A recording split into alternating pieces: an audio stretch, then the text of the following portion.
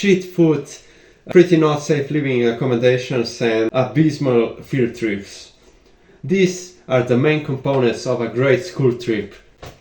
Now, I went to about 10 of them from my first grade in elementary school to my freshman year in high school, and to be honest, I didn't mind them. I enjoyed some of them. Not most of the time, but some of them I did enjoy. So, how does a Slovenian school trip usually look like? Well, it starts the same way that every field trip starts. With that goddamn fucking bus. But I'm gonna mostly skip that part because it's pretty uneventful, unless you're the kid who gets car sick. I was the kid that got car sick. Most of the time. I don't want to talk about it. But after spending about 2 hours with my head deep down in a plastic bag, we finally reached the destination, which is an old shack somewhere in the middle of fucking nowhere. But let's take it slowly. First, they're gonna ask you to unpack your bags in your room in about 15 minutes, because after 15 minutes you already need to be somewhere because you're going on a field trip. And the usual field trips looks like Albanian Golgotha. I don't know how to tell it to you. You just walk in the middle of a forest somewhere. You don't really know where you're going. You are covered in fucking mud, especially if it's raining. And they love to go on those field trips if it's raining. They love it. But after that, you finally get to settle down a bit more in your room. No, nigga. No. No. No. And the room usually looks like this. You and 4 other motherfuckers, maybe 5, maybe 3, and that room fucking reeks. I'm serious, the award of the most hygienic person in that room probably goes to the rat that lives under your bed. And I'm from the generation as well where they didn't really allow us to take phones on those trips. I think nowadays they just don't care because they can't really stop it. So you'd be stuck basically doing nothing in those rooms most of the time. You'd chat to the other 4 idiots that were hanging in there with you. Sorry, I need to go for a piss.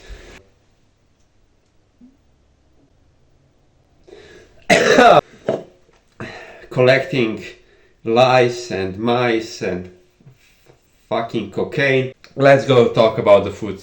Now, I probably exaggerated a bit at the start. I don't think actually the food was that bad. I actually quite enjoyed it. You know, the salad, the soup, and whatever the fuck the main was. Usually some goulash, polenta, maybe sometimes some fish, maybe... I don't know, man. I don't remember, man. Maybe another thing that I want to talk about when it comes to the rooms is the toilets, washrooms, whatever you call them. So, if you ever had the audacity to take a shit on a school trip, you are gonna hear it by all of them. Because how fucking dare you take a shit on a 5-day trip? You need to hold it in so you can be constipated for 2 weeks after you come home. And I actually had a case once when we went skiing with school for about 3-4 days, and one of my classmates went for a shit because he had no choice basically, and one of my classmates, the other one, decided to, you know how those doors, maybe it's a European thing, maybe it isn't, but they have those, on the one side is the lock that you can turn around to lock the door, and on the other side it's basically like a circular thing with a slit in the middle. So when you want to open the door on one side, you can check on the other side and the thing moves. So he decided to put the knife into that slit and forcefully open the door, showing us basically a guy taking a shit. It was funny back then. It kind of still is. And while we are already talking about the privacy on those trips, we might as well talk about the showers. Now, when you were like from 1st grade to 5th grade, it was basically anarchy. You know, when... oh fuck, I don't know if I should talk about that. When girls went to shower, basically a couple of boys found that out and decided that once they got out, because nobody brought clothes with them to the showers, because the showers were basically in the middle of the hall.